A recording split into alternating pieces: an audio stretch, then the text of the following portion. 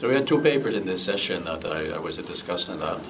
One of them focuses on the kind of impact of political instability on foreign direct investment inflows into the MENA region. What the authors find is a very interesting paper. What they find is that investment in natural resources sector, so minerals, but also real assets like construction, real estate, tends to be completely insensitive to political instability. So what political instability does is it really reduces the inflows of foreign direct investment in manufacturing activities and tradable services sectors.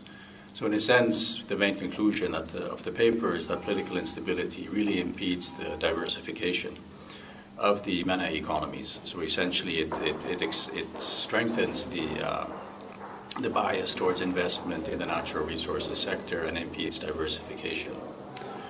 The second paper focuses on volatility, not political volatility, but economic volatility on the stock market. And it focuses on what are the determinants of herding behavior on the stock markets of the GCC countries.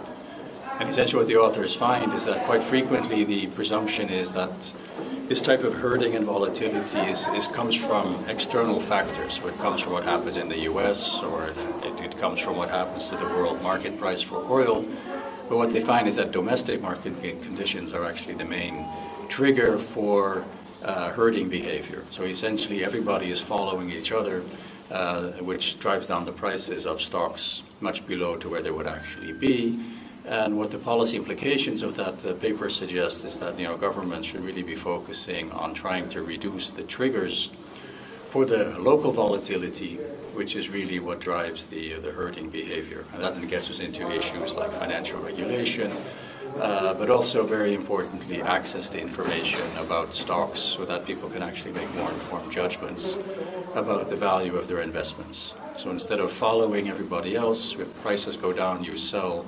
You actually have much more faith in the stocks that you've bought, so therefore that will increase the stability of the local stock market. So both papers are really about volatility. One is about political volatility, the other one is about economic volatility, but two very interesting papers.